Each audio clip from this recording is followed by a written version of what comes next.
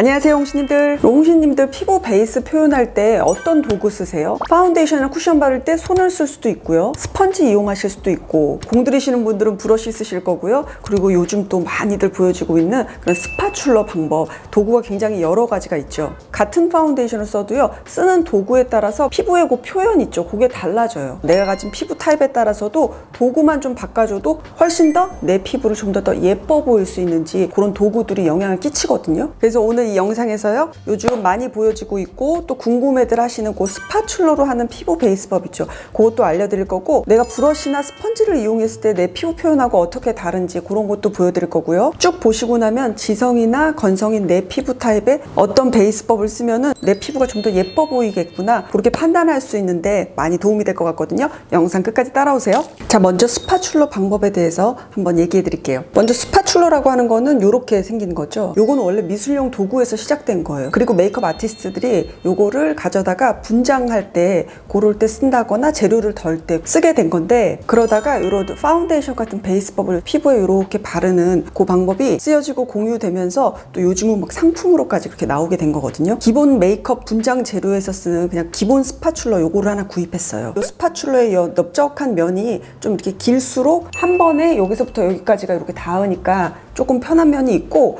그리고 여기 옆면 있죠, 날 부분 있죠, 조금 더 가늘면 가늘수록 펴 내려가기가 좀 더 쉽더라고요. 스파츌러를 이용하실 때는요, 피부 스킨케어 마친 다음에 이 피부 상태가 좀 어느 정도는 촉촉한 그런 유분감이 살짝 피부 위에 있어야 돼요. 아무래도 여기가 이렇게 버쩍 말라 있으면은 요걸로 이렇게 펴낼 때 좀 드르르륵 한다든가 얇게 펴내기 어려울 수가 있어요. 그래서 여기가 부드럽게 발리기 위해서 피부 표면이 좀 부드러운 이런 상태로 이렇게 좀 남겨주세요. 자, 그리고 스파츌러 이용하실 때 파운데이션 제형도 좀 주의를 해주셔야 되는데, 이모가 써본 결과는 아주 묽은 타입 있죠, 이런 식으로 되게 이렇게 묽은 제형들이 있어요. 이런 제형보다는 세미매트 제형, 점도가 좀 있는 이런 제형을 쓰시는 게 훨씬 더 효과적이에요. 이런 묽은 제형은 이렇게 펴바르시면 아마 되게 쉽게 잘 펴발릴 거예요. 좋아요, 쓰셔도 되는데 제형 자체가 묽기 때문에 굳이 스파츌러 쓰지 않으셔도 두껍게 발리는 그런 제형이 아니거든요. 그러니까 꼭 스파츌러를 통해서 얇고 밀착력 있게 표현될 필요는 없을 것 같아요. 반면에 이런 세미매트 제형 있죠, 비교적 피부에 착착 달라붙는 그런 제형이잖아요. 이렇게 점도가 있는 제형들이 모공 안이라든가 피부고 안쪽으로 이렇게 쫙 퍼지면서 좀 밀착되는 그런 느낌을 갖게 되는 것 같아요. 오늘 제가 쓸 파운데이션은요,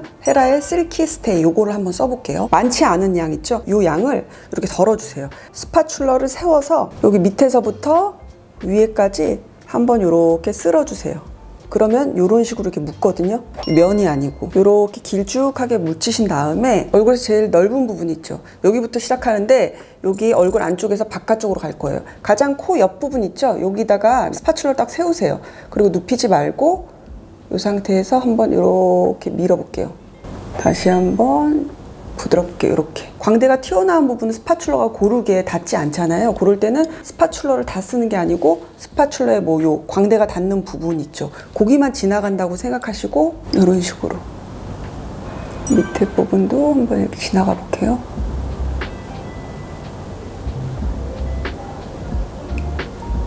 그리고 남은 부분 조금 표면 한번 가볍게 쓱 한번 지나갈게요. 이렇게 보시면 자국이 이렇게 남죠. 특히나 세미매트 제형을 썼을 경우에는 파운데이션 자국이 고정될 수 있기 때문에 스펀지 있죠, 스펀지로 바로 밀착을 시켜줄 건데, 너무 늦지 않게 바로 이런 식으로 파운데이션의 그 자국 있죠, 지나가 주세요. 이렇게 지금 이모가 딱 여기만 바른 거거든요. 피부 이렇게 자세히 보시면은 제 피부결이 시스루가 되게 깨끗하게 맑게 되면서 피부 표현이 되는데, 스펀지 쓰실 때도 요거 알아두시면 좋아요.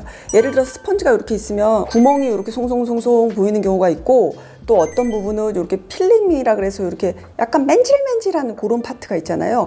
요거 할 때는 맨질맨질 그 파트로 눌러주시면 브러쉬 자국이 없고 더 좋아요. 게다가 이렇게 필름이 코팅되어 있으면은 내가 바른 파운데이션이 흡수가 바로 안 되거든요. 그러니까 스파츌러 이용해서 이렇게 곡물 들인 이 베이스가 스펀지에 의해서 뜯겨 나가지 않거든요. 근데 구멍이 있는 거 쓰셔도 뭐 나쁘진 않습니다. 이번에는 이마를 좀 해볼게요. 이마 같은 경우는 이모는 요렇게 하게 되더라고요. 손이 그냥 자연적으로 곱게 가게 되더라고요.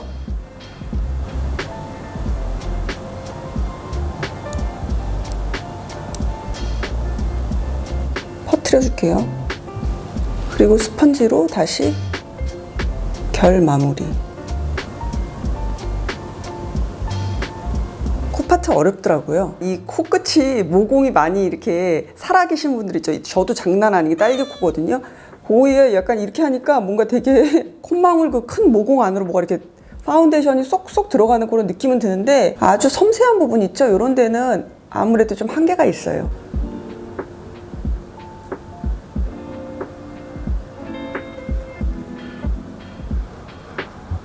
눈 부분은 아무래도 스파츌러 쓰기가 무섭더라고요. 그래서 여기는 그냥 스펀지를 이용해서 마무리를 할게요. 부담스러우시겠지만 제가 조금 가까이 가볼게요.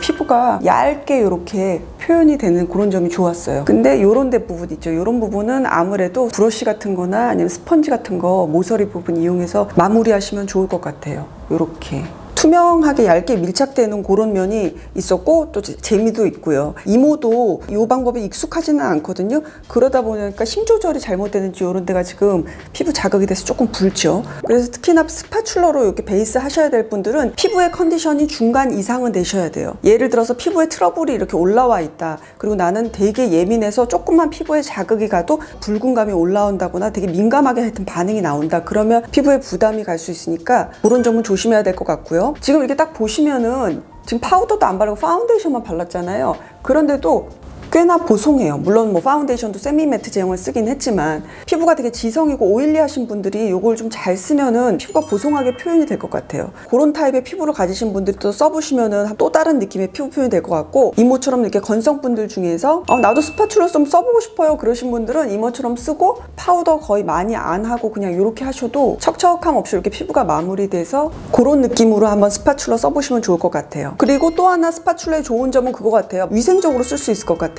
아무래도 요거는 뭐 브러쉬라든가 스펀지처럼 세척을 공을 들이지 않아도 되잖아요. 마른 티슈로 한번 닦아내고 에탄올 그런 거 있으면 그런 걸로 소독해주고 깔끔하게 다시 쓸 수 있으니까 그런 점은 참 좋을 것 같고요. 마지막 쓰시는 제형 다시 한번 말씀드릴게요. 세미 매트 제형을 밀착시키면 가장 좋은데 스파츌러의 초보 사용자분들은 묽은 파운데이션부터 연습을 하시면 더 좋을 것 같아요.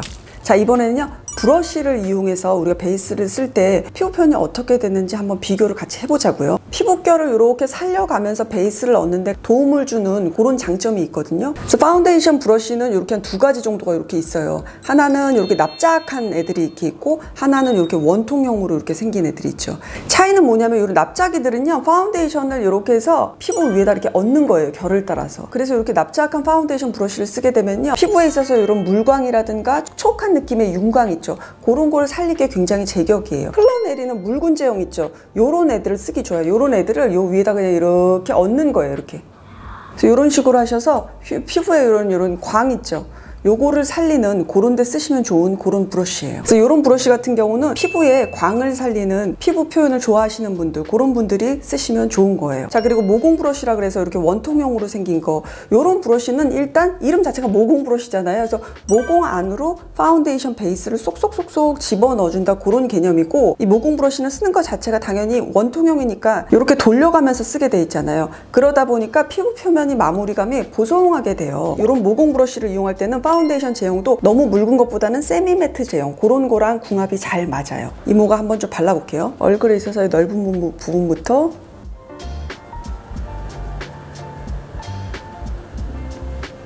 이런 식으로 이렇게 펴나가시면 돼요. 그리고 역시나 다 하신 다음에는 이렇게 스펀지를 이용해서 남은 파운데이션 브러쉬에 결자국 있죠. 그런 거는 제거를 좀 해주셔야 돼요.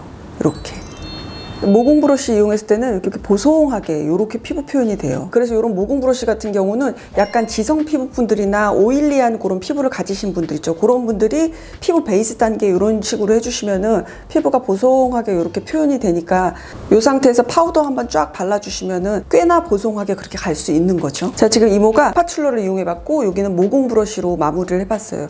살짝 차이가 나죠. 이렇게 보면은 굉장히 많이 시스루 된 그런 느낌의 피부 베이스여서 이모는 요것도 상당히 예쁘더라고요. 그리고 요거는 모공 브러쉬로 한 쪽인데 잡티 커버 같은 게 조금 더 되면서 커버력이 조금 더 있게 피부가 이렇게 보송하게 이렇게 표현이 되는 거예요. 나에게 맞는 베이스법 어떤 건지 약간 감이 오시나요? 영상 도움이 되셨길 바라고요. 어떤 게 좀 더 땡기셨는지 댓글로도 좀 남겨주세요. 다음 시간에 만날게요, 여러분. 안녕.